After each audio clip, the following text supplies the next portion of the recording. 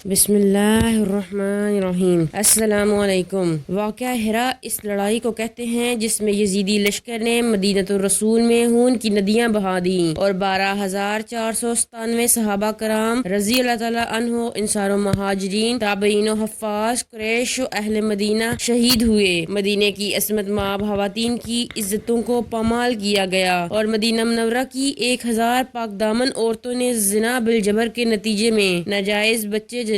یزیدی لشکر کے گھوڑے مسجد نبوی میں 3 دن تک پیشاب کرتے رہے۔ ہرا کہتے ہیں پتھریلے بنجر علاقے کو، یعنی ایسا علاقہ جو سیاہ لاوے سے ڈکا ہوا ہو اور ایسا معلوم ہوتا ہو گویا اسے آگ سے جلا دیا گیا ہے۔ ایسے علاقے خاص طور پر حوران کے مشرق میں پائے جاتے ہیں اور وہاں سے لے کر مدینہ شریف تک پھیلے ہوئے ہیں۔ یہ ہرا جس کا اوپر ذکر آیا ہے مدینہ منورہ کے باغات میں سے ہوتا ہوا شہر کی شمال مشرقی جانب میں پھیلا ہوا ہے، جسے ہرا واقم بھی کہتے ہیں، چونکہ مقام ہرا پر یزیدی لشکر کے سپہ سالار نے اپنا خیمہ نصب کیا تھا، جس کی وجہ سے اس ظالمانہ جنگ کو جنگ ہرا کے نام سے موسوم کیا گیا ہے۔ واقعہ کربلا کے بعد مسلمان بالخصوص اہل مدینہ یزید پلیز سے نفرت کرنے لگے اور رفتہ رفتہ اس کے افعال شنیع و قبیح لوگوں پر آشکارا ہونے لگے اور اس کے ظلم و ستم کی داستانیں پھیلنے لگی۔ شہادت حسین کے بعد یزید کے زمانہ حکومت میں جو واقعات ہوئے وہ نہایت ہی قبیح ہیں۔ ان میں ایک واقعہ ہرا بھی ہے، اس کو ہرا زہرا بھی کہتے ہیں۔ یہ مدینہ طیبہ سے 1 میل دور ایک مقام کا نام ہے۔ حضور صلی اللہ علیہ وسلم نے قبل از وقت اس واقعے کی خبر دے دی تھی۔ حضور دوران سفر جب ہرا کے مقام پر پہنچے تو کھڑے ہو کر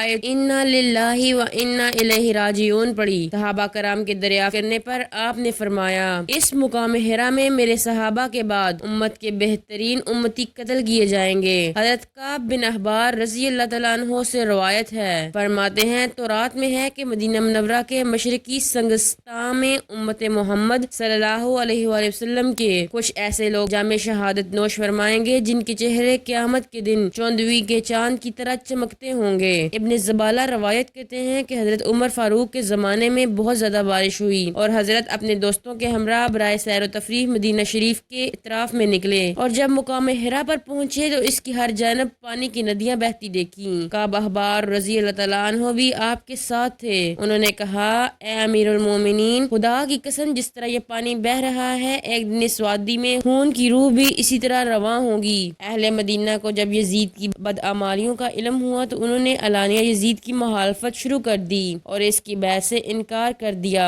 62 ہجری شروع ہوا تو یزید پلیت نے عثمان بن محمد سے کہا کہ اہل مدینہ کے باشندوں کو یزید پلیت کی بیعت پر دعوت دے کر آمادہ کرے۔ عثمان بن محمد نے اہل مدینہ کا ایک وفد یزید کی طرف روانہ کیا۔ دل کے نہانوں میں یہ بات بھی تھی کہ یہ با اثر وفد یزید کی فیاضیوں کو دیکھ کر مرعوب ہو جائے گا، اس طرح مدینہ کے لوگ قابو میں آ جائیں گے۔ جب وہ وفد واپس لوٹا جس میں حضرت عبداللہ بن حنظلہ، حضرت منظر وغیرہ رضی اللہ تعالیٰ عنہ موجود تھے، تو یزید کی بے حیائی، بے دینی، شراب نوشی، ممنوعات کے ارتکاب اور کتوں سے کھیلنے کا ذکر کیا۔ ابن جوزی لکھتے ہیں کہ اہل مدینہ یزید کی علامات فسق و فساد کے ظاہر ہو جانے کے بعد منبر پر چڑھ کر اس کی بیعت کے منکر ہو گئے۔ عبداللہ بن ابی عمرو بن حفص مخزومی نے اپنا امامہ سر سے اتار کر کہا، اگرچہ یزید نے مجھے انعام دیا ہے اور میری جائیداد میں اضافہ کیا ہے، لیکن جو خدا کا دشمن اور دائم الحمر ہمیشہ کے شراب کے نشے میں مہمور رہنے والا ہے، میں نے اس کی بیعت کو اپنے سے اس طرح علیحدہ کر دیا ہے جس طرح اپنی دستار کو۔ دوسرا آدمی اٹھا، اس نے اپنی جوتیاں پاؤں سے اتار کر یزید کی بیعت توڑ دی، یہاں تک کہ اماموں اور جوتیوں سے مقام مجلس بھر گیا۔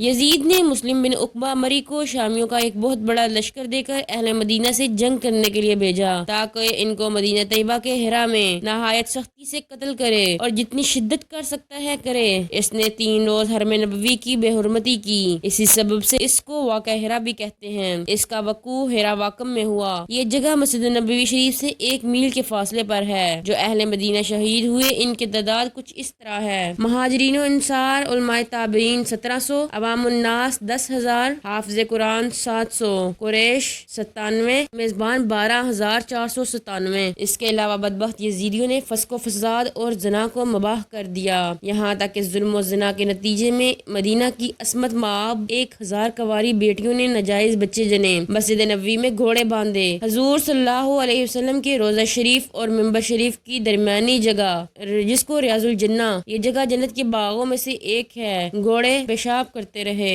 یزیدی فوج نے اہل مدینہ کی بے حرمتی اس طرح بھی کی کہ وہ سب ظالم عورتوں پر ٹوٹ پڑے، اور اس کے نتیجے میں مدینہ کی عزت دار مستورات کو یہ ندامت اٹھانا پڑی۔ حضرت ابو سعید خدری رضی اللہ تعالیٰ عنہ کے ساتھ یزیدیوں نے نہایت بزدلانہ حرکت کی اور اپنی کمینگی کا اظہار آپ کی ریش مبارک نوچ کر کیا۔ جذب القلوب میں شاہ عبدالحق محدث دہلوی لکھتے ہیں کہ لوگوں نے حضرت ابو سعید خدری رضی اللہ تعالیٰ عنہ کو دیکھا، ان کی داڑھی مبارک جڑ سے نوچی ہوئی ہے۔ لوگوں نے پوچھا کہ کیا آپ اپنی ریش مبارک سے کھیلا کرتے تھے کہ بال ندارد ہیں؟ آپ نے فرمایا نہیں، ایسا نہیں ہے، بلکہ اہل شام کا مجھ پر ظلم ہوا ہے۔ یہ جو اس کے آثار ہیں اس کا تعلق واقعہ ہرا سے ہے۔ فرماتے ہیں کہ یزیدی فوج کا ایک گروہ میرے گھر میں گھس آیا اور جو کچھ گھر میں مال و متاع موجود تھا سب کچھ لوٹ کر لے گئے، اور اس کے بعد ایک اور گروہ گھر میں گھس آیا۔ جب گھر میں کوئی چیز نہ پائی تو ان لوگوں کے سینے میں غصے کی آگ بڑھ اٹھی، کہنے لگے کہ اس بڈھے کو بلاؤ۔ چنانچہ ان لوگوں نے باری باری میری داڑھی کا ایک ایک بال اکھیڑنا شروع کر دیا، اور اب یہ حالت ہے جو تم دیکھ رہے ہو۔ حضرت سعید بن عبدالعزیز سے روایت ہے جب جنگ ہرا ہوئی 3 دن تک مسجد نبوی میں اذان و اقامت نہ ہوئی، اور حضرت سعید ابن مسیب مسجد سے جدا نہ ہوئے، اور نماز کے وقت کا پتہ نہ چلتا تھا مگر ایک ہلکی سی آواز کے ذریعے سے جس کو وہ نبی کریم صلی اللہ علیہ وآلہ وسلم کی قبر انور سے سنا کرتے تھے، یعنی نماز کے وقت اقامت اور اذان کی نماز۔ حضرت سعید ابن مسیب رضی اللہ تعالیٰ عنہ فرماتے ہیں کہ جنگ ہرا کی راتوں میں میرے سوا دوسرا کوئی شخص مسجد نبوی میں نہ تھا۔ اہل شام جب مسجد میں آتے تھے تو کہتے تھے کہ یہ دیوانہ بڈھا یہاں کیا کرتا ہے۔ فرماتے ہیں کہ نماز کا کوئی وقت ایسا نہ گزرتا تھا جو میں اذان و اقامت کی آواز روضہ رسول سے نہ سنتا ہوں، اور پھر اسی اذان و اقامت سے نماز ادا کرتا تھا اور کوئی شخص میرے ساتھ مسجد میں نہ ہوتا تھا۔ امام جلال الدین سیوطی رحمۃ اللہ علیہ نے تاریخ الخلفاء میں ذہبی رحمۃ اللہ کے حوالے سے لکھا ہے کہ یزید کی فوج نے مکہ پہنچ کر حضرت عبداللہ ابن زبیر کا محاصرہ کر لیا، ان قتل کی تدبیریں کی اور ان پر منجنیق سے پتھر برسائے۔ یہ واقعہ صفر کے مہینے سن 64 ہجری میں ہوا اور شہر امن میں آگ لگا دی، اور آگ کے شعلوں سے کعبہ کا غلاف اور اس کی چھت جل گئے، اور حضرت اسماعیل علیہ السلام کے فدیہ میں جو مینڈا ذبح کیا گیا اور جس کے دونوں سینگ ابھی تک کعبہ کی چھت میں لگے ہوئے تھے وہ بھی جلا کر راکھ کر دیے گئے۔ شہادت حسین اور اہانت اہل بیت سے فارغ ہو کر اس بدبخت نے مدینہ منورہ پر لشکر کشی کی، اور اس مقدس شہر کی بے حرمتی کے بعد اہل مدینہ کے خون سے ہاتھ رنگے، اور باقی ماندہ صحابہ کرام اور تابعین اس کی تیغ ستم کی نظر ہو گئے۔ مدینہ منورہ کو تخت و تاراج کرنے کے بعد اس نے مکہ معظمہ کی تباہی کا حکم دیا تھا۔